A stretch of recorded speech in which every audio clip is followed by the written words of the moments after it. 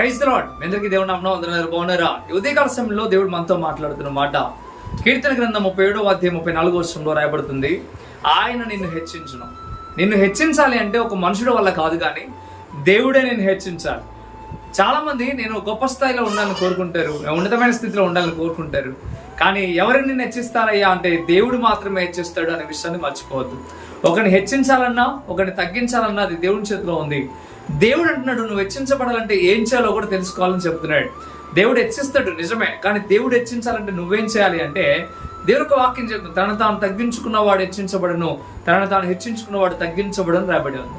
నువ్వు హెచ్చించబడాలి అంటే తప్పక నిన్ను నువ్వు తగ్గించుకోవాలి. ఈ లోకంలో తనను తాను హెచ్చించుకోవడానికి ప్రయత్నం చేస్తారు, కానీ తగ్గించుకోవడానికి సిద్ధంగా ఉండరు. యేసు ప్రభు వారు భూమి మీద ఉన్నప్పుడు కూడా తన శిష్యులు కుడివైపు ఒకళ్ళు ఎడవైపు ఒకళ్ళు ఉండాలని సిద్ధపాటు కలిగి ఉన్నారు. అయా నీ రాజ్యంలో కూడా కుడివైపు ఒకళ్ళు ఎడవైపు ఒకళ్ళు ఉండేలాగా మాకు సహాయం చేయమని అడిగినప్పుడు ఈ మాట చెప్తున్నాడు, తను తాను తగ్గించుకున్నవాడు హెచ్చించబడతాడు, తను తాను హెచ్చించుకున్నవాడు తగ్గించబడతాడని దేవుడు చెప్తున్నాడు. యేసు ప్రభు లాంటి వాడే తను తాను తగ్గించుకున్నాడు. ఈ లోకాన మానవుడిగా వచ్చినప్పుడు ఎలా బ్రతకాలో నేర్పించడానికి ఆయన తను తాను తగ్గించుకున్నాడు. ప్రియమిత్రులారా, ఒకసారి ఆలోచించండి, నేను హెచ్చించుకుంటున్నావా? అయితే ఎప్పుడైతే నువ్వు హెచ్చించబడలేవు, ఎప్పుడైతే నువ్వు తగ్గించుకుంటావో అప్పుడు దేవుడు నిన్ను హెచ్చిస్తాడు. హెచ్చించబడాలనే ఆశ నీకుంటే సరిపోలేదు, కానీ నిన్ను తగ్గించుకోవడం ప్రారంభించు. పెద్దల దగ్గర తగ్గించుకో, ఇదిగో నీ ఉపాధ్యాయుల దగ్గర తగ్గించుకో, నీ సేవకుడి దగ్గర తగ్గించుకో. నువ్వు ఏ చోట ఉన్నా నువ్వు తగ్గించుకోవడం ప్రారంభించు.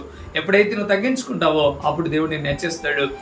నిజంగా దేవుడు గొప్పగా నీకు ఈరోజు మాట్లాడుతూ ఉన్నాడు. నిజంగా గొప్ప విషయం ఏంటంటే తగ్గించుకున్నవాడు మాత్రం హెచ్చించబడతాడు. బైబిల్లో తగ్గించుకున్న వాళ్ళు హెచ్చించబడ్డారు. దయచేసి మీరు కూడా తగ్గించుకునండి. దేవుడు మనం ఉన్నతమైన స్థాయిలో ఉంచడానికి సిద్ధపడతాడు. దావీదు తను తాను తగ్గించుకున్నాడు కనుక మహారాజు స్థానంలో పెట్టాడు. దానియేలు తను తాను తగ్గించుకున్నాడు కనుక ప్రధానమంత్రి స్థాయిలో దేవుడు పెట్టాడు. ప్రియమైన దేవుడు బిడ్డలారా, మనం తగ్గించుకుందాం. దేవుడు నిన్ను ఏ స్థాయిలో చూడాలనుకుంటున్నాడో ఆ స్థాయిలో మనం ఉండడానికి దేవుడు సహాయం చేస్తాడు. మంచిది. ఈ మాటలు విని తగ్గించుకోవడానికి సిద్ధపడుతున్నావా? అయితే నీ కొరకు ప్రార్థన చేస్తాడు. పరిశుద్ధుడా, వందనాలు ప్రభా, నీ బిడ్డల ప్రభా, మాటలు విని అయ్యా నీ మాట విని ప్రభా తను తాను తగ్గించుకోవడానికి సిద్ధపడుతుండగా వారిని హెచ్చించమని బ్రతిమలాడుతున్నారు. ప్రభా, మీకు లెక్కలేని స్తోత్రం. ఆయన నీ సన్నిధిలో గొప్ప స్థాయిలోని బిడ్డలు ఉండాలి.